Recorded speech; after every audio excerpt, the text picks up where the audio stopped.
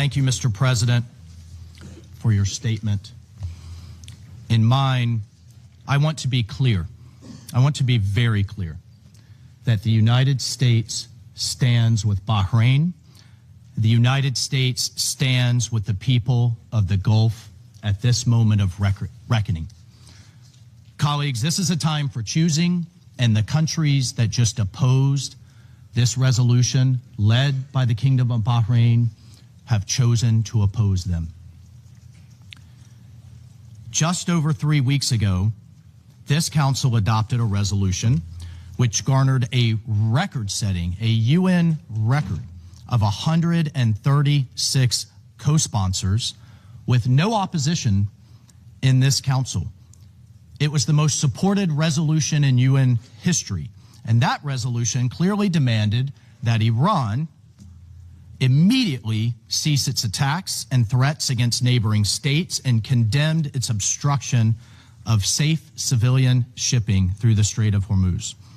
As President Trump explained in his statement last week to the nation and the world, we are here because Iran's tyrannical regime has persisted for decades in escalating its attacks against the American people, our allies in the region, and the world's commercial fleets in flagrant violation of international law and nearly a dozen resolutions from the United Nations Security Council.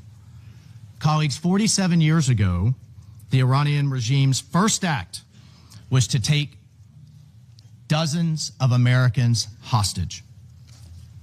Now, it's taking the Strait of Hormuz hostage, and with it, attempting to take the world's economy hostage. Well, colleagues, that may be its last act. We'll see. Iran has laid mines in the strait. They are firing upon civilian commercial vessels. These vessels are carrying fertilizer, oil, medical supplies, other critical goods around the world. They are threatening the entire world with energy shortages, disrupted supply chains, and possibly even famine. The Iranian regime has deliberately chosen to broaden their war to the Gulf by firing on our allies, not just U.S. military bases, but shooting in all directions. Just against the United Arab Emirates alone, Iran has fired over 500 ballistic missiles, over 2,000 drones, dozens of sophisticated cruise missiles. Again, not against military targets, against resorts and ports and hotels and civilian neighborhoods in absolute and flagrant violation of international law. The Kingdom of Bahrain has sustained thousands more ballistic missiles, drones, cruise missiles, again, against civilian neighborhoods. Iran has deliberately chosen to broaden their war even further. Iran's foreign minister, Arachi, has stated now the Strait of Hormuz is now Iranian territory. That's quite the pronouncement. And that they will treat it as their own territory. Again, holding the world's economy hostage. This was their choice to deny the world oil that's needed to heat their homes, African and South Asian states who need grain and fertilizer to pass freely through the strait in time for planting season in spring. As we speak, colleagues, as we speak right now, 80 UN and international humanitarian groups delivering medical aid, shelter, supplies, and food to humanitarian crises in the Congo, in Sudan, in Gaza cannot pass through the strait. No one should tolerate that they are holding the global economy at gunpoint. But today, Russia and China did tolerate it. They sided with a regime that seeks to intimidate the Gulf into submission, even as it brutalizes its own people during a national internet blackout for daring to imagine dignity or freedom. Now it seeks to punish the world as cynical leverage in its death to America approach to foreign policy. Colleagues, the blight Iran has inflicted upon us, you, and its own people, it did not begin on March 11th. It did not begin February 28th or even today. For nearly half a century, the Islamic Republic of Iran, the world's leading state sponsor of terrorism, has built its reason for existence on the violent exporting of a revolution. It's built its reason for existence on intimidation and terror.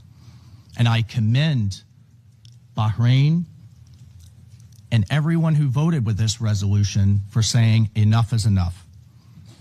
It has attacked American embassies. It has murdered hundreds of American diplomats, service members, and civilians. It has bombed American barracks and businesses. It has tried to bomb our cities. It has even repeatedly conspired and failed to assassinate the President of the United States. The perpetrator of that Iranian plot was just convicted right down the street in Brooklyn in an American court. Thank God. This year alone, multiple agents of the Iranian government were convicted and intercepted in other plots to kill the president and an American-Iranian dissident who spoke right here at this council, Masa Alinejad, all in clear violation of Security Council Resolution 1373, which prohibits states from supporting acts of terror. 47 years and counting, colleagues, Iran has campaigned against peace in the region by any means necessary. Just this January, it slaughtered tens of thousands of its own citizens, as we discussed right here in this council. But yet, the regime then promised no more executions on its citizens. But what are they doing? Violating that promise, and instead are slaughtering, on average, one Iranian per day. People who dare to protest their own government. Iran has also armed terrorist proxies, targeted civilians, strangled shipping lanes, and destabilized governments. As a 2019 UN Secretary General report affirmed, it has hidden and encouraged its proxies to hide behind civilians and civilian infrastructure to attack Americans and our allies. The Secretary General himself affirmed Iran hides military hardware in hospitals and schools and civilian neighborhoods for propaganda purposes in the most sick and despicable way. Don't take that from me. Take that from the Secretary General and his own report. And now, according to the UN's UNICEF, the IRGC is openly recruiting children as young as 12 to be child soldiers. Right now, as their country suffers, they are spending millions per day to enforce an internet blackout on those same civilians and those same children that they are executing for daring to protest. Why is all of this happening? Because regional peace is a threat to Iran. Apparently, it's not good, or apparently it's bad for China and Russia too. It exposes the Iranian regime for what it is, which is a dictatorship punching at the kneecaps of its neighbors, neighbors who have realized a better future for their people.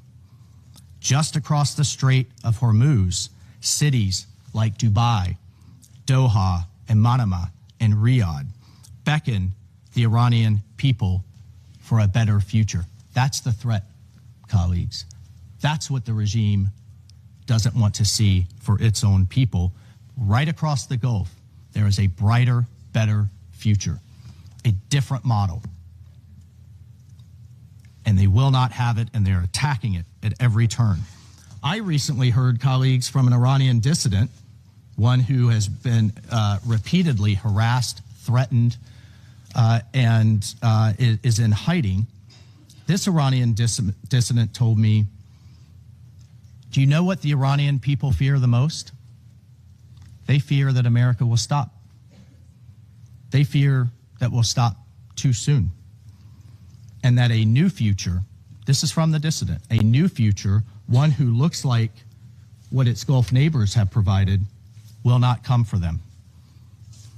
Well, today, colleagues, certain countries stood in the way of that future, and the United States voted to protect that future. Mr. President, it is not lost on us that as we speak, your people, our allies across the Gulf, and American service members in the region are under a barrage of Iranian missiles and drones. They and you have shown great bravery. It is sad and unfortunate that Russia and China have not. We have long known that these countries are capable of paralyzing the Council through obstruction and manufactured confusion. Today's veto marks a new low, and it shows just how frightening a safer, more secure, more united Middle East can be. Colleagues, the rejection of this resolution will be explained today. You will hear today a number of excuses. You will hear that this was part of the U.S. campaign to ensure that the world is free of Iran's nuclear program. I will note today's result does not restrict the United States to continue to act in its own self-defense and in the collective defense of our allies and partners, and President Trump will continue the actions necessary to defend our people and the free world. The request from Bahrain and from the region was not unreasonable. They engaged every country on this council and took their inputs and thoughts on board. It was a simple resolution. Iran must stop attacking the Gulf, stop threatening its neighbors, and reopen the Strait of Hormuz. And I would note, colleagues, that Russia and China might have chosen better partners than Iran. They might have chosen to stand with our Gulf allies, with Manama, with Doha, with Abu Dhabi and Kuwait City and others. But instead, Russia has chosen to be a critical supplier of military equipment to Iran over the past year, in particular, delivering combat aircraft, helicopters, armored vehicles, and other arms to Iran, some of which violate Security Council Resolution 1929. Iran likewise has supplied Russia with hundreds of attack UAVs and UAV technology for use in Ukraine, including transfers before October 2023, and therefore in violation of Security Council Resolution 2231, which placed an arms embargo on Iran, voted by this council. And in September 2024, Iran began delivering hundreds of close-range ballistic missiles to Russia. Meanwhile, China imports over 80% of Iran's illicit oil, and Chinese entities have exported significant quantities of components intended for attack drones and technologies that could be used in ballistic missiles. Colleagues, let us be clear. In the coming days, when critical shipments are delayed, when fertilizer fails to reach countries that need it for planting season, when vulnerable populations face deepening food insecurity, the world will know exactly who chose obstruction over responsibility. So, despite today's outcome, let me reiterate two simple messages from the United States. First, the U.S. stands firmly with our partners in the Middle East. Second, the Strait of Hormuz is too vital to the world to be used as hostage, to be choked, to be weaponized by any one state. Colleagues, let me be frank. Most member states here need the Strait of Hormuz more than the United States does. Still, as this council knows, the U.S. has consistently pursued a diplomatic resolution even as we continue to achieve our objectives in Operation Epic Fury. We have put serious diplomatic proposals before Iran. The U.S. remains prepared for meaningful diplomacy, but diplomacy cannot succeed where defiance, delay, and escalation remain Tehran's only response.